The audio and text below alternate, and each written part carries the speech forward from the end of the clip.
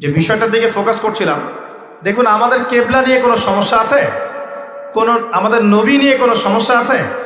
এখান থেকে প্রাসঙ্গিক কিছু কথা বললাম যে নবী সাল্লাল্লাহু আলাইহি ওয়াসাল্লামের পর যদি কেউ নবুয়ত দাবি করে তাকে বলতে হবে তোমার আসমানি কিতাব দেখাও। কি দেখাও? তোমার উপর কোন আসমানি কিতাব নাজিল হয়েছে ওটা দেখাও। যদি কোরআনের পর কোনো কিতাব তুমি দেখাতে পারো তাহলে তোমাকে নবী হিসেবে মেনে নিব, কোনো সমস্যা নেই। পারবে? কেউ পারবে? আল্লাহ পাক আমাদেরকে বোঝার তৌফিক দান। এখন আমাদের ফরজ বিষয়গুলোকে নিয়ে কিন্তু খুব একটা তর্ক দেখা যায় না। নামাজ কয় ওয়াক্ত, কেবলা কোনটা, নবী সাল্লাল্লাহু আলাইহি ওয়াসাল্লাম আমাদের নবী কিনা, আমরা কোন মাসে রোজা রাখবো, কখন হজ করব, কত পরিমাণ নেশাব হলে যাকাত দিব সম্পদের, আমাদের আল্লাহ কয়জন, আল্লাহ নিয়ে কোনো তর্ক আছে? তারপরে আমাদের ধর্মগ্রন্থ কোরআন, এই কোরআন নিয়ে কোনো তর্ক আছে? প্রত্যেক মুসলমান বিশ্বাস করে কোরআন আল্লাহর কিতাব, বিশ্বাস করে না? আচ্ছা, এখন দেখেন দুর্ভাগ্যজনক বিষয়টা দেখেন, আমাদের মুসলিম উম্মাহকে আল্লাহ পাক ঐক্যবদ্ধ থাকতে বলেছেন। কি থাকতে বলেছেন ভাই? আল্লাহ পাক সূরা আলে ইমরানের 103 নম্বর আয়াতে বলছেন যে ওয়া'তাসিমু বিহাবলিল্লাহি জামিআন ওয়া লা তাফাররাকু, তোমরা আল্লাহ পাকের রজ্জু মানে কোরআন সুন্নাহ ইসলাম এটাকে শক্ত করে একসাথে ধরে থাকো, দলে দলে বিভক্ত হয়ে যেও। কে বলেছেন? আল্লাহ। এখানে কয়েকটা আদেশ, তোমরা আল্লাহ পাকের রজ্জু শক্ত করে ধরো, ঢিলে ঢালা ভাবে ধরো না, শক্ত করে ধরো, আর একসাথে ধরো, একাকি ধরো না, একসাথে ধরো, শক্ত করে ধরো, একসাথে ধরো, ওয়ালা তাফাররাকু, বিভক্ত হয়ে যেও না। তিনটা কথা, বুঝতে কোনো অসুবিধা হচ্ছে? আচ্ছা, এখন আল্লাহ পাক বিভক্ত হতে নিষেধ করেছেন, কিন্তু নবীজি হাদিসে বলছেন যে লাতাফতারিকু আলা 73 মিল্লা, তোমরা 73টা দলে ভাগ হয়ে যাবে। বলি নাউজুবিল্লাহ। কত দলে ভাই?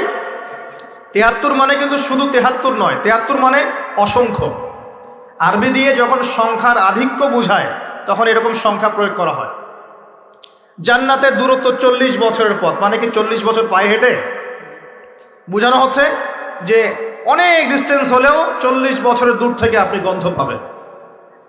মানে জান্নাতে যে ঘ্রাণ, সুঘ্রাণ কিয়ামতের মাঠে মানুষ দেখা যাবে বহু দূর থেকে পাওয়া যাবে ইনশাআল্লাহ।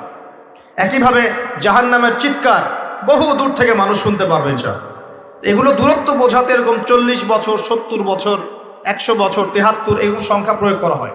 73 মানে শুধু 73টা দলই নয়, বাংলাদেশেই তো 100টার বেশি দল আছে, আছে না? বাংলাদেশেই তো, উপমহাদেশেই তো 100, 200, 300 দল পাওয়া যাবে। প্রত্যেক দলের উপদল, শাখা দল আছে, আছে না? তো আল্লাহ পাক বলছেন একসাথে থাকতে, নবীজি বলছেন তোমরা বিভক্ত হয়ে যাবে, ভবিষ্যৎবাণী মানে তোমরা হবে। তবে কুল্লুহুম ফিন্নার, তোমাদের প্রত্যেকটা দল জাহান্নামে যাবে। বলি নাউজুবিল্লাহ। ইল্লা মিল্লাতান ওয়াহিদা, একটা মাত্র দল ছাড়া। কিলা, তাকে বলা হচ্ছে মান হিয়া ইয়া রাসূলুল্লাহ, আল্লাহ রাসূল সেই নাজাতপ্রাপ্ত দলটা কারা, ওই মিল্লাতটা কারা? নবীজি বলছেন, খুব গৌর করে শোনেন, নবীজি বলছেন কোনো নাম বলছেন না, কোনো দলের নাম বলছেন না। তিনি বলছেন মা আনা আলাইহি ওয়া আসহাবি আল ইয়াউমা, মা আনা আলাইহি ওয়া আসহাবি আল ইয়াউমা। আজকের দিনে মানে 1400 বছর আগে যখন নবীজি বেঁচে আছেন তখনকার কথা তিনি বলছেন। আজকের দিনে আমি আর আমার সাহাবীরা যে আদর্শ, যে মতবাদ, যে আকীদা আমলের উপর আছি, এর উপরে যারা থাকবে তারা জান্নাতি ইনশাআল্লাহ। বলে সুবহানাল্লাহ।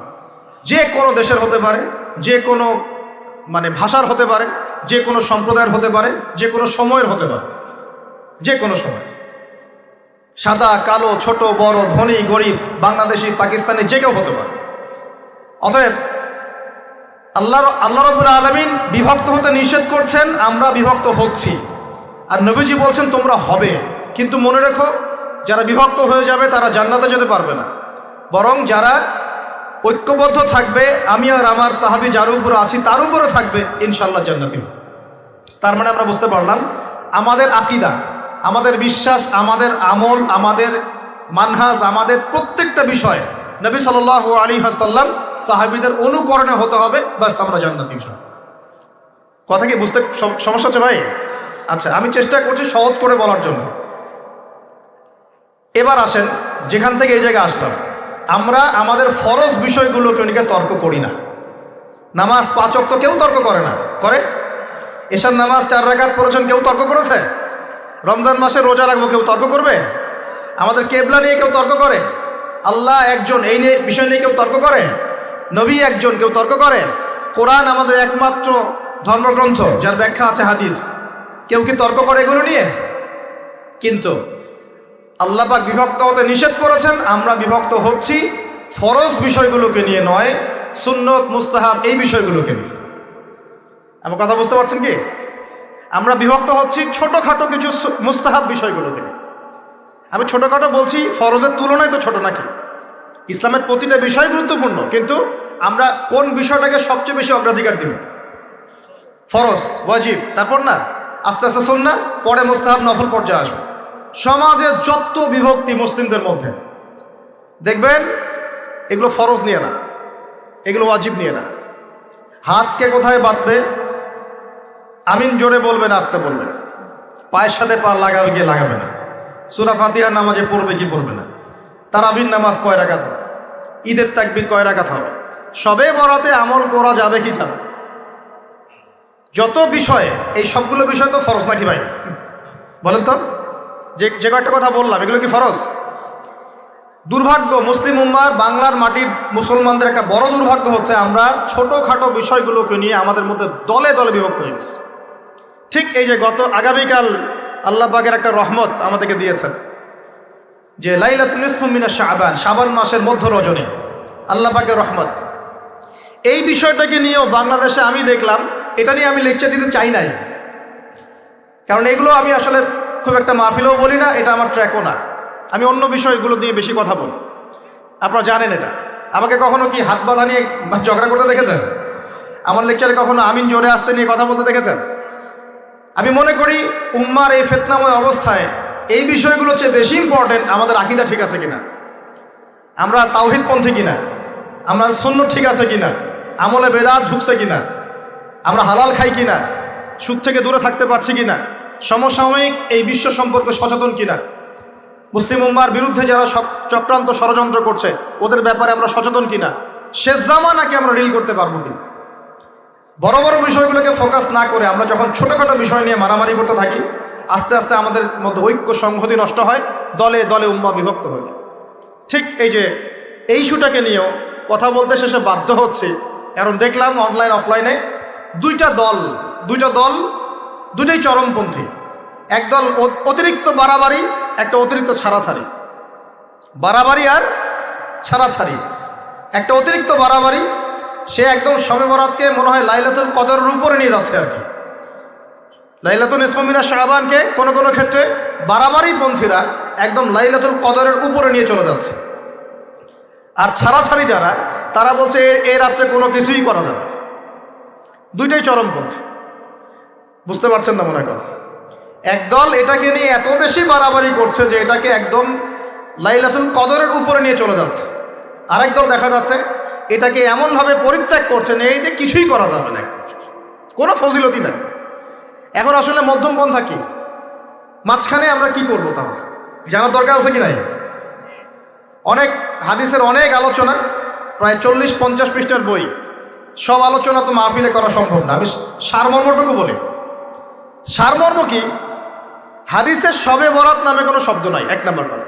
কি নাই ভাই? শবে বরাত নামে কোনো শব্দ নেই। আছে লাইলাতুন নিসফু মিনাশ শাবান, শাবান মাসের মধ্য রজনী। শাবান মাসের মধ্য রজনী। শাবান মাস কি? উত্তর, নবী সাল্লাল্লাহু আলাইহি ওয়াসাল্লাম রমজান মাসের পর যে মাসে রোজা রাখতে বেশি গুরুত্ব দিয়েছেন তার নাম শাবান। আমার সাথে বলেন, শাবান মাস কি? নবী সাল্লাল্লাহু আলাইহি ওয়াসাল্লাম রমজানের পরে যে মাসে রোজা রাখতে খুব বেশি গুরুত্ব দিয়েছেন তার নাম শাবান। আয়েশা রাদিয়াল্লাহু আনহা তিনি বলতেন যে শাবান মাস আসলে নবী সাল্লাল্লাহু আলাইহি ওয়াসাল্লাম এত বেশি বেশি রোজা রাখতেন যে মনে হতো তিনি রোজা ছাড়বেনই না, সারা মাস রেখে ফেলবেন মনে হয়। বেশি থেকে বেশি রোজা রাখতেন শাবান মাসে। প্রশ্ন হচ্ছে কেন? উত্তর, এমনিতে এই মাসটা বরকতময় এবং এই মাসে আল্লাহ পাক তার রহমতে বিপুল সংখ্যক মানুষকে জাহান্নাম থেকে মুক্তি দান করেন। সুবহানাল্লাহ। নবী সাল্লাল্লাহু আলাইহি ওয়াসাল্লাম এই মাসকে তাজিম করতেন, এই মাসের সম্মানার্থে, এই মাসে আল্লাহর রহমত বরকতের স্বার্থে নবী করিম সাল্লাল্লাহু আলাইহি ওয়াসাল্লাম এই মাসে বেশি বেশি রোজা রেখেছেন। সুন্নত কি শিখলাম? শাবান মাসে বেশি বেশি রোজা রাখা সুন্নত। একটা কি পেলাম ভাই? শাবান মাসে বেশি বেশি রোজা রাখা সুন্নত। আপনি যদি মুকিম হন, শরীর সুস্থ থাকে, মুসাফির না, আপনার সুস্থতা আছে, সব ঠিক আছে, আপনি চেষ্টা করবেন এই মাসে বেশি বেশি রোজা রাখার। পারা যাবে ইনশাল্লাহ? এটা নবীর সুন্নত হবে। আরেকটা হাদিস মাথায় নিয়ে নেন, আজকে সারা ওয়াজ ভুলে গেলে এই ওয়াজটা ভুলেন না। কি হাদিস? নবীজি বলছেন, তোমাদের সামনে, হে আমার সাহাবীরা, তোমাদের সামনে এমন একটা যুগ আসছে, ওই যুগে আমার সুন্নতকে ধরে রাখাটা হাতের মধ্যে আগুন ধরে রাখার মতো হবে। আমি অনেক দিন এই লেকচারে এই হাদিসটা বলেছি। তোমাদের সামনে এমন একটা কঠিন যুগ আসছে, জামানা সবরিন, সবরের যুগ, কঠিন যুগ। ওই যুগে ঈমান ধরে রাখা, মানে আমার সুন্নতের উপর থাকা, হাতে আগুন ধরে রাখার মতো হবে। ওই যুগে যদি তোমরা আমার একটা সুন্নতকে জীবিত করতে পারো, সমাজে একটা সুন্নত মরে গেছে, ওটাকে আবার জীবিত করতে পারো, তাহলে 50 জন শহীদ সাহাবীর নেকি পাবে। হাদিসটা বুঝলেন? শুধু নেকি না, আপনি 50 জন শহীদ সাহাবীর নেকি পাবেন, যখন চলমান সমাজে একটা সুন্নত মিটে গেছে, নাই, মানুষ আমল করছে না, কিন্তু আপনি সেটাকে জীবিত করলেন। পারা যাবে ইনশাল্লাহ? একটা দেখাচ্ছি, যেমন সাহাবীদের যুগে মানুষ মসজিদে ঢুকলে কি করতো জানেন? আগে 2 রাকাত নামাজ পড়তো। কি করতো? মসজিদে ঢুকেই, ওযু অবস্থায় মসজিদে ঢুকেই তারা বসতেন না, আগে 2 রাকাত নামাজ পড়তেন, দুখুলুল মসজিদ বা তাহিয়াতুল মসজিদ, তারপরে বসতেন। আর নবীজি বলেছেন, কিয়ামতের আগে আগে এই দুখুলুল মসজিদ, তাহিয়াতুল মসজিদ, এই নামাজটা উঠে যাবে। উঠে যাচ্ছে না আস্তে আস্তে। মসজিদে ঢুকলে মানুষ ধাপ করে বসে পড়ে, তাই না? মানুষ ভুলেই গেছে এটা সুন্নত। এখন আপনি যদি এই সুন্নতটাকে আবার জীবিত করতে পারেন, ইনশাল্লাহ 50 জন শহীদ সাহাবীর নেকি পাবেন। সমাজে এখন দাড়ি শেভ করা ফ্যাশন হয়ে গেছে, বুঝছে না? অনেকে শেভ না করলে চাকরি দেয় না, শেভ না করলে কি হয় না, চাকরি পাওয়া যায় না। স্কুলে তো না, কলেজে গিয়ে পড়তে গেলে ক্লাস করতে দেয় না, দাঁড়িয়ে আছে, যাও শেভ করে আসো, তাই বলে। এখন সমাজ চলছে উল্টা। এখন যদি আপনি নবীর সুন্নতকে আবার জীবিত করতে পারেন, 50 জন শহীদ সাহাবীর নেকি পাবেন ইনশাআল্লাহ। রাতে ঘুমানোর সময় একটা সুন্নত আছে, 33 বার সুবহানাল্লাহ, 33 বার আলহামদুলিল্লাহ, 34 বার কি আল্লাহু আকবার। আপনি যদি পড়তে পারেন, ইনশাআল্লাহ আল্লাহ পাক আপনাকে নেকি দেবেন। সমাজে বহু মানুষ চুল একদম এখন মেসি রোনাল্ডো কাট, তাই না? মেসি কাট আর রোনাল্ডো কাট। আর আমি সিলেট অঞ্চলে দেখে আসছি একদম লন্ডন কাট, 2 পাশ ছিলে, মাঝখানে চুল, লন্ডন থেকে শিখে আসছি। এখন চুলেরও কিন্তু সুন্নত আছে, আছে কি নাই? দাড়ির যেমন সুন্নত আছে, চুলের সুন্নত নাই। একদম সামন পিছন সমান করতে পারেন, অথবা যদি চুল নাই থাকে তাহলে চুল মাথা মুন্ডন করেও রাখতে পারেন। অনেক সাহাবীর মাথা মুন্ডিত ছিল। আবার অথবা কানের লতি পর্যন্ত বা কাঁধ বাবড়ি রাখতে পারেন। এটা চুলের সুন্নত হলো কিনা? এখন সমাজের সব মানুষ এই সুন্নতটাকে ভুলে গেছে। আপনি সুন্নত মনে করে রেখেছেন, ইনশাল্লাহ আপনি নেকি পাবেন ইনশাআল্লাহ। এরকম অগণিত সুন্নত আছে, অগণিত, যেগুলো আমাদের সমাজ থেকে আস্তে আস্তে উঠে যাচ্ছে। আমি খুব দুঃখের সাথে বলছি, অনেক মসজিদে ফরজ নামাজ পড়ার পরে আমরা কি করি? একটা মোনাজাত করি, আল্লাহুম্মা আমিন বিরহমাতিকা ইয়া আরহামার রাহিম, ব্যাস উঠে চলে গেলাম, তাই না? উঠে চলে যায় না? তারপর স্যান্ডেল নিয়ে বাইরে চলে গেল। অথচ সালাম ফিরানোর পরে একবার বলতে হয় আল্লাহু আকবার। কি বলতে হয়? 3 বার বলতে হয় আস্তাগফিরুল্লাহ, আস্তাগফিরুল্লাহ, আস্তাগফিরুল্লাহ। বলতে হয় আল্লাহুম্মা আনতাস সালাম ওয়া মিনকাস সালাম তাবারাকতা ইয়া যাল জালালি ওয়াল ইকরাম। একবার পড়তে হয় আয়াতুল কুরসি, 33 বার সুবহানাল্লাহ, 33 বার আলহামদুলিল্লাহ, 33 বার আল্লাহু আকবার, তারপর কালিমা শাহাদা। এরপর সূরা ফালাক একবার, সূরা নাস একবার, ইখলাস একবার। আরো দোয়া, অনেক দোয়া আছে। আল্লাহুম্মা লা মানি লিমা আ'তাইত ওয়া লা মু'তি লিমা মানা'ত ওয়া লা ইয়ানফা'ু যাল জাদ্দি মিনকাল জাদ। পড়তে হয় আল্লাহুম্মা ইন্নী আউযু বিকা মিনাল হাম্মি ওয়াল হাযান ওয়াল আজজি ওয়াল কাসালি ওয়াল বুখলি ওয়াল জুবন ওয়া দালা'id দাইন ওয়া গালাবাতির রিজাল। পড়তে হয় আল্লাহুম্মা আ'ইন্নী আলা যিকরিকা ওয়া শুকরিকা ওয়া হুসনি ইবাদাতিক। আরো অনেক দোয়া আছে। দেখেন তো, মোনাজাত করেন, আমি তো না করছি না, আমি তর্ক করতে আসি না এখানে, এটা নিয়ে আমি ঝগড়া করতে আসি, কিন্তু এই সুন্নতটা যে উঠে গেল, মোনাজাতটা করে যে মসজিদ থেকে বের হয়ে চলে গেলেন, এই সুন্নতটার উপর আমল কে করবে? সুন্নত উঠে গেল না? আপনি যদি বসে এখন সুন্নতটা প্রতিষ্ঠা করেন 50 জন শহীদ সাহাবীর নেকি পাবেন ইনশাআল্লাহ। এগুলো তো গেল আমলিয়াত। সমাজ চলছে সুদের উপরে, আপনি যদি হালাল অর্থনীতি প্রবর্তন করতে পারেন তাহলে কত নেকি পাবেন। সমাজ চলছে জেনায়, আপনি এখন পর্দা প্রতিষ্ঠা করলেন তাহলে কত নেকি পাবেন। সমাজে চলছে দুর্নীতি, আপনি এখন আমানতদারিতা ইনসাফ প্রতিষ্ঠা করলেন, কত নেকি পাবেন। সমাজে চলছে শয়তানি, সব শয়তানি, কি চলছে শয়তানি, এখন আপনি আল্লাহ রাব্বুল আলামিনের ওহী প্রতিষ্ঠা করলেন, কত নেকি পাবেন। নিঃসন্দেহে আর অনেক বেশি নেকি পাবেন। আল্লাহ পাক আমাদেরকে সেই লক্ষ্যে কাজ করার তৌফিক দান করুন। প্রিয় ভাইরা, যে কথা বলতে এখানে আসলাম, এক বাড়াবাড়ি এক কি ছাড়াছাড়ি, এর মাঝখানে কি একটা ফজিলত জানলাম। শাবান মাস মানেই এই মাসে নবীজি বেশি বেশি রোজা রাখতেন। তাহলে আমরা কি করবো এই মাসে ভাই? 1 নম্বর কাজ, বেশি বেশি রোজা রাখার চেষ্টা করবো ইনশাআল্লাহ, আল্লাহ তৌফিক দান করবেন। এবার আরেকটা পয়েন্ট বলি, সামনে রমাদান মাস। রমজান মাস আসলে আমরা মাশাআল্লাহ পরিপূর্ণ মুসলিম হওয়ার চেষ্টা করি, কিন্তু সারা বছর এটা ধরে রাখতে পারি না। রমজান মাসে যে নামাজ পড়ে না সেও মসজিদে যায়, দেখা যায় যে জুমার নামাজও পড়ে না ও তারাবির নামাজ পড়তে যায়, যায় কি না? ওই দিন গিয়ে বলে এসি দেন, ইমাম সাহেব এসি অন করেন, তাই না? সারা বছর তো আসে নাই, ওই দিন গিয়ে ইমাম সাহেব এসি বন্ধ কেন, এই মুয়াজ্জিন সাহেব ফ্যান দেন। তখন ওখানে গিয়ে মানে কি বলবো হ্যাঁ মাতব্বরি করে আর কি। যাক, তারপরেও যে মসজিদে আসছে আমরা দোয়া করি আল্লাহ হেদায়েত দান করুন। আমরা তো কাউকে পিছনে ফিরাই দিব না, দিব।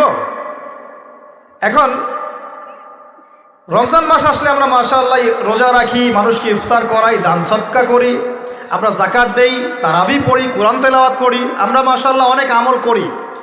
এই আমলগুলো কি একবারে ধাপাস করে ধরে ফেলা সম্ভব না? একটা আস্তে আস্তে ট্রেনিং প্রসেস লাগে। একটা ফ্যান চালু করলে ফ্যানটা কি শুরুতেই ধাপাস করে ঘুরতে শুরু করবে, নাকি আস্তে স্লোলি সে মোমেন্টাম ধরবে? কোনটা? আস্তে আস্তে সে গতি পাবে না, ধীরে ধীরে গতি পাবে। ঠিক শাবান মাসে এত বেশি রোজা রাখা, ইবাদত করার অর্থ কি? যাতে রমজান মাসে আপনি পরিপূর্ণ ইবাদত করতে পারেন। বুঝতে পারছেন কথা? রমজানে গিয়ে তো শুরুতেই সব ইবাদত ধরে ফেলা সম্ভব হবে না। মনে করেন আগামীকাল পহেলা রমাজান, আজকে থেকে আপনি সব ইবাদত একসাথে করতে পারবেন? তখন গিয়ে আপনি বেগ পেতে হবে। কিন্তু একটা মাস আগে থেকে যদি ট্রেনিং নেন, ইনশাআল্লাহ রমজান মাসে ইজি হয়ে যাবে। এটা একটা কারণ নবী সাল্লাল্লাহু আলাইহি ওয়াসাল্লাম শাবান মাসে বেশি বেশি রোজা রাখতেন, আমল করতেন। আল্লাহ পাক আমাদের সবাইকে শাবান মাসে বেশি বেশি আমল করার তৌফিক দান করুন, যাতে রমজান মাসে গিয়ে আমরা সুবিধা পাই, রমজান মাসের হকটা আদায় করতে পারি। এবার এই মাসে নবী সাল্লাল্লাহু আলাইহি ওয়াসাল্লাম কি বলেছেন একটা হাদিস থেকে আগে বুঝি। এই হাদিসটা সহ অনেক হাদিসে এই একই রকম কথা এসেছে এবং এই হাদিসটা বিশুদ্ধ। এটাকে অস্বীকার করলে হাদিস অস্বীকারী হয়ে যাবে। বাড়াবাড়ি গ্রুপ, ছাড়াছাড়ি গ্রুপ, উভয়ের জন্যই নসিহত। নবী সাল্লাল্লাহু আলাইহি ওয়াসাল্লাম বলেছেন, ইন্নাল্লাহ তাআলা, নিশ্চয় আল্লাহ রাব্বুল আলামিন, লা ইয়াত্তালিউ ফি লাইলাতিন নিসফি মিন শাবান, শাবান মাসের মধ্য রজনীতে আল্লাহ রাব্বুল আলামিন তার রহমতের দৃষ্টি প্রশস্ত করেন। সুবহানাল্লাহ। আল্লাহ পাক শবে বরাত মানে আমরা যেটা বুঝি প্রচলিত অর্থে, লাইলাতুন নিসফু মিন শাবান, শাবান মাসের মধ্য রজনী, যে 15 শাবানের এই যে রজনী, এই রাতে আল্লাহ রাব্বুল আলামিন তার সৃষ্টির দিকে তার রহমতের দৃষ্টিটা প্রশস্ত করে দেখেন, প্রশস্ত করেন। এবং ওয়াগফিরু লিজামিই খালকিহি, আল্লাহ পাক তার সমস্ত সৃষ্টিকে মাফ করে দেন। আল্লাহ পাক কি করেন? তার সমস্ত সৃষ্টিকে কি করেন? মাফ করে দেন। কথাটা ভালো করে বোঝেন। আল্লাহ পাক তার সমস্ত সৃষ্টিকে মাফ করে দেন, ইল্লা, তাদেরকে ব্যতীত। এক, ইল্লা লিমুশরিকিন, এক নাম্বার যে ব্যক্তি মুশরিক, যে শিরক করে আল্লাহর সাথে, যে আল্লাহর সাথে শিরক করে। আর 2, মুশাহিনিন, যে ব্যক্তি অন্তরে মানুষের সাথে বিদ্বেষ পোষণ করে, হিংসা বিদ্বেষ মনে আছে এরকম ব্যক্তি, এবং মনের মধ্যে শিরক আছে, শিরকি আকীদা, মুশরিক, এই 2 শ্রেণীর মানুষ ছাড়া আল্লাহ পাক সমস্ত মানুষকে মাফ করে দেন। সুবহানাল্লাহ। তাহলে এই রাতের ফজিলত প্রমাণ হলো কিনা? রাতের ফজিলতটা প্রমাণ হলো কিনা? আচ্ছা, এখন এর ব্যাকআপ আরো অনেকগুলো হাদিস আছে। ওই সবগুলো হাদিসকে একত্রিত করলে এমনই কনক্লুশন আসে। এছাড়াও আরো কিছু দুর্বল হাদিস আছে, এগুলো দুর্বল, সনদগতভাবে অন্যান্যভাবে দুর্বল। ওখানে আরো কিছু পয়েন্ট পাওয়া যায় যে আর কাকে কাকে আল্লাহ পাক মাফ করেন না। সবাইকে তো মাফ করেন, আর কাকে কাকে করেন না। এই হাদিসে দুটো পেয়েছি, এটা একদম অকাট্য। এটা হলো মুশরিক, আল্লাহ পাক মাফ করেন না। 2, যে অন্তরে হিংসা বিদ্বেষ পোষণ করে, হিংসা বিদ্বেষ আছে, এদেরকে আল্লাহ মাফ করেন না। আরও কিছু দুর্বল বর্ণনা থেকে পাওয়া যায়, এটা দুর্বল বর্ণনা, কিন্তু জেনে রাখতে তো সমস্যা নাই। সমস্যা আছে? আর পাপ তো পাপই, দুর্বল হাদিসে আসুক আর কঠিন হাদিসে আসুক, পাপ তো পাপই নাকি? পাপ ছাড়তে কোনো সমস্যা আছে? তো তৃতীয় এক শ্রেণীর নাম পাওয়া যায়, যারা হচ্ছে আত্মহননকারী, নিজেরা নিজেদেরকে আত্মহত্যা করেছে, এদেরকে আল্লাহ মাফ করেন। আত্মহনন বোঝেন কিনা? আত্মহত্যা যারা করে, আত্মহনন, এটা একটা শ্রেণী পাওয়া যায়। 4 নম্বর একটা পাওয়া যায় আত্মীয়তার সম্পর্ক ছিন্নকারী, আত্মীয়তার সম্পর্ক ছিন্নকারী। 5 নম্বর একটা পাওয়া যায়, সেটা হলো মাদক দ্রব্য সেবনকারী। মাদক দ্রব্য সেবনকারী, যুবকরা খুব ভালো করে শোনো এগুলো। মাদক দ্রব্য সেবনকারী আল্লাহ সবাইকে মাফ করেন, মাফ করছেন না। আরেকটা পাওয়া যায়, সেটা হলো যারা জেনার পাপে লিপ্ত আছে। কিসের পাপে ভাই? জেনার পাপ। এরকম আর কিছু ব্যাকআপ পাওয়া যায়, কিন্তু এগুলোর বর্ণনা দুর্বল। বর্ণনা কি? দুর্বল, কিন্তু পাপ তো পাপই নাকি? এই পাপগুলো তো পাপ, এই পাপগুলো করলে কি আল্লাহ খুশি হন? অকাট্য সহি থেকে পাওয়া যায় এই দুইটা, মুশরিক এবং মুশাহিন। যারা শিরিক করে, অন্তরে বিদ্বেষ পোষণ করে, আল্লাহ পাক এদেরকে মাফ করেন। এখন আগে জানি শিরিক থেকে কিভাবে বাঁচবো, শিরিক কি এবং কেন, তারপরে জানবো হিংসা বিদ্বেষ, তারপরে আমরা যাব এই রাত্রে আমরা কি করতে পারি। মনে রাখবেন, আমল করতে হবে 3টা বিষয় খেয়াল রেখে। কয়টা বিষয় ভাই? আমল করতে হবে 3টা বিষয় খেয়াল রেখে। 1, আমল করতে হবে একমাত্র আল্লাহ পাকের সন্তুষ্টির জন্য। 1 নম্বর কি বলেন? এক আল্লাহর সন্তুষ্টির জন্য, কারো সন্তুষ্টির জন্য না, কারো জন্য না, শুধু কার জন্য? দলিল হচ্ছে ইন্নাস সালাতি ওয়া নুসুকি ওয়া মাহইয়ায়া ওয়া মামাতি লিল্লাহি রাব্বিল আলামিন ফাসাল্লি লিরাব্বিকা ওয়ানহার। 2, আমল হতে হবে একমাত্র নবী সাল্লাল্লাহু আলাইহি ওয়াসাল্লামের সুন্নত মোতাবেক। কার সুন্নত মোতাবেক? নবী এবং সাহাবীদের সুন্নতের সাথে মেলে না, সেই আমল করা যাবে না। নবী এবং সাহাবীদের সুন্নতের সাথে মেলে না, সেই আমল করা যাবে না। 3 নাম, আমলটা যত সুন্দরী মনে হোক, আমলটা যত সুন্দরী মনে হোক আর যত মানুষই করুক, যত মজাদার মনে হোক না কেন, নবী করেন নাই, সাহাবীদের থেকে প্রমাণ নাই, আমল করব না। করলে বেদাত হয়ে যাবে। কি হবে? বেদাত হয়ে যাবে। আর 3 নাম্বার হচ্ছে, আমলগুলো করার আগে অবশ্যই আপনার রিজিকটাকে হালাল করতে হবে। কি করতে হবে ভাই? ব্যাস, এই 3টা শর্ত পূরণ করে আমল করলে ইনশাআল্লাহ তাআলা আমরা জান্নাতে যাবো ইনশাআল্লাহ। ইনশাআল্লাহ আমরা আশাবাদী, আল্লাহ পাক আমাদেরকে জান্নাত দিবেন ইনশাআল্লাহ। আল্লাহ পাক এক রাতে রহম করে সমস্ত মাখলুক সৃষ্টিকে মাফ করে দিচ্ছেন, শুধু শিরক এবং হিংসা বিদ্বেষ পোষণকারীকে মাফ করছেন না। বুঝতে হবে এই পাপ দুটো কত কঠিন। এবার আসেন, প্রথমে একটু শিরক নিয়ে কথা বলি, তারপরে মুশাহিন নিয়ে কথা বলি। ধৈর্য ধরবেন তো নাকি? দেরি হচ্ছে? সবর করেন। এখন প্রথমে জানি শিরক কি এবং কেন। শিরক হচ্ছে এমন একটা পাপ, যেই পাপ আমল নামায় থাকলে পরে বিনা তওবায় যদি সেই ব্যক্তি মারা যায়, আল্লাহ পাক তাকে মাফ করবেন না। ভালো করে শোনেন, শিরক এমন একটা পাপ, যে পাপ যদি আমল নামায় থেকে যায়, বিনা তওবায় সে মারা যায়, শিরকের পাপ নিয়ে আল্লাহর সামনে দাঁড়ায়, আল্লাহ তাকে মাফ করবেন না। দলিল সূরা নিসা, আল্লাহ পাক বলছেন ইন্নাল্লাহা লা ইয়াগফিরু আন ইউশরাকা বিহি ওয়া ইয়াগফিরু মা দুনা যালিকা লিমান ইয়াশা। আল্লাহ পাক তার সাথে শিরকের গুনাহ মাফ করবেন না, এছাড়া যে কোনো গুনাহ যাকে ইচ্ছা মাফ করবেন। বুঝাচ্ছি, মনে করেন একজন ব্যক্তি জেনা করেছে, কথা নাউযুবিল্লাহ, একজন ব্যক্তি জেনা করেছে বা মিথ্যা কথা বলেছে বা ধরেন মদ খেয়েছে ইত্যাদি। এখন সে তওবা করলে তো মাফ পেতই, তওবা করলে মাফ হতো না? তওবা করলে মাফ তো পেতই। মনে করেন তওবা না করেই মারা গেছে, আল্লাহ পাক চাইলে কিয়ামতের মাঠে এই পাপও বিনা তওবাতেই মাফ করতে পারে। কথা বুঝতে পারছেন?